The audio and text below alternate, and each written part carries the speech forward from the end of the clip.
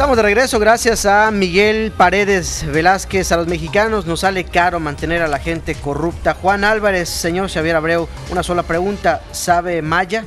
Felipe Alcocer, las buenas intenciones del PAN no se pueden hacer porque los que no son panistas no los apoyan. Dante, los que salimos perdiendo en este caso somos los yucatecos porque pedimos el uno con el otro, peleamos el uno con el otro, somos el hazme-reír de los chilangos. Emilio, antes de ir al corte comentabas algo muy importante de quienes gobiernan, y esto de alguna forma tiene que ver mucho con a quien estamos por conmemorar un natalicio más, que es Benito Juárez. Así es, efectivamente, el político mexicano no aprende, es ensimismado, parece que no ha evolucionado a la par de sus correligionarios en otros países. Esa enseñanza tan cacareada de Juárez, porque casualmente Benito Juárez siempre sale a colación cuando se tiene que hablar de algo, pero el ejemplo de Juárez no lo sigue, y así lo puedo decir, la gran mayoría, nadie de los políticos. Siempre dicen, el benemérito de las Américas dijo tal cosa, el benemérito de las Américas dijo esto, todo, pero ahí se quedan, no ponen en práctica. Hay una frase lapidaria de Juárez, más allá de la de entre los hombres como entre las naciones, al respecto al derecho ajeno es la paz. Hay una que habla de que el funcionario público debe de vivir en la retribución de la honesta, que la honesta medianía, aquí está, sino consagrarse asiduamente al trabajo, disponiéndose a vivir en la honrada medianía que proporciona la retribución que la ley le señala. El político debe de ser, por definición, de clase media y devengar un salario justo por el trabajo que hace. Es aberrante burla que se gane tanto por los funcionarios, por los políticos. Bueno, y aquí político pobre político. Bueno, sí, es una máxima mínima de Juan González para el PRI, el grupo Atlacomulco.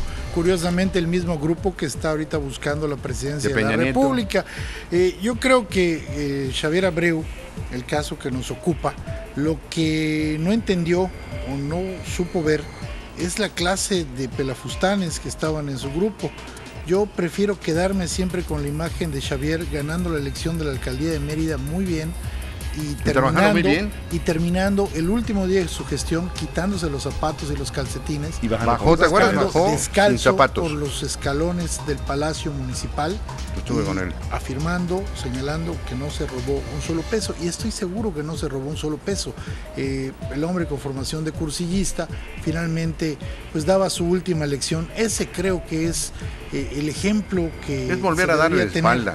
Sus amigos le vuelven a dar la espalda. Nuevamente ocurrió la banda del balón y todavía mucha tela, te digo, me llama mucho la atención, me indigna mucho que él mismo haya aceptado que hay un presunto fraude en la adquisición de vacunas y también tanto para la influenza como para VIH, para niños muy pobres de albergues indígenas.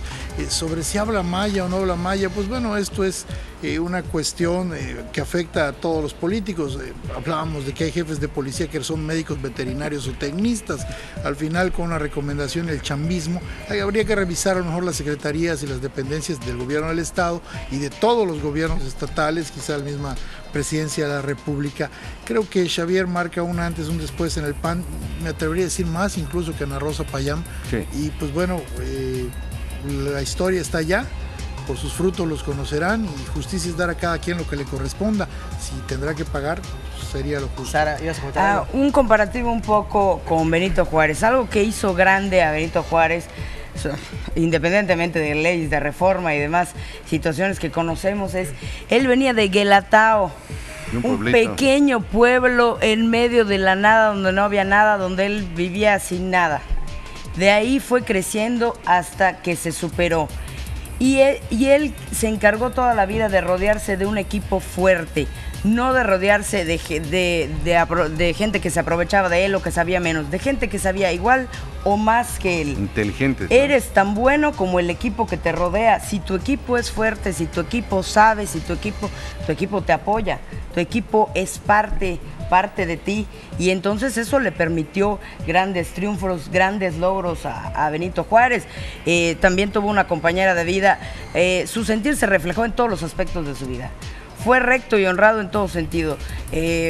Margarita Maza fue otra mujer ejemplar, adelantada a sus tiempos, Y bueno, esto viene a colación con muchos políticos que se han ido superando, que salieron de la nada, pero se pierden, se marean a la hora de subirse a esa silla que de repente cambia la esencia que los llevó ahí.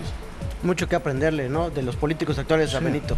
La verdad que sí, porque podemos comparar a Benito Juárez como el primer, como las leyes de reforma. Fue el primer hombre que dijo, hay que tener un Estado libre y laico, hay que estar libre de la presión de los funcionarios, y siempre se reunió, como decía Sara. El señor Escandón era uno de los más ricos. Antonio Escandón, el mejor empresario que había, y lo llamó y le dijo, véngase para acá, vamos a invertir en el tren, vamos a invertir en las escuelas, vamos a invertir en hospitales. Y el señor Escandón vendió parte de su riqueza, de alguna manera, terrenos y cosas, y invirtió con el gobierno, porque creyó en Benito Juárez. Existía de parte del empresario, del inversionista mexicano, seguridad en el gobierno y creencia de verdad en el gobierno. Ya eso no existe. Eso ya no existe. El funcionario de ahora es ratón, que me perdonen, pero es ratón de 4 patas. ¿Todos? Casi todos. No, es más, no podemos decir todos porque sería... No es inteligente generalizar. No es inteligente generalizar, en primer lugar. Y en segundo lugar, no todos son iguales, ¿verdad? Claro. Ni nuestros dedos son iguales. Entonces, sí, tenemos 5, véanlo. Los que adoran las historias felices. Me dicen que nos quedan 3 minutos, vamos a la conclusión del tema. Emilio Moyer, cerramos.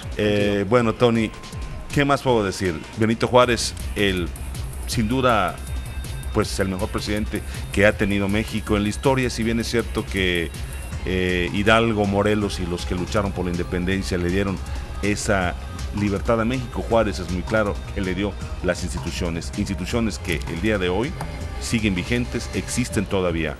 La avanzada de el contar en nuestro país con un Estado laico que no ateo es una ventaja que le ha abierto de par en par las puertas al desarrollo a México, cosa que los políticos no lo han visto. Los políticos de antaño, los políticos de ahora no ven claramente esa visión y únicamente jalan agua para su molino.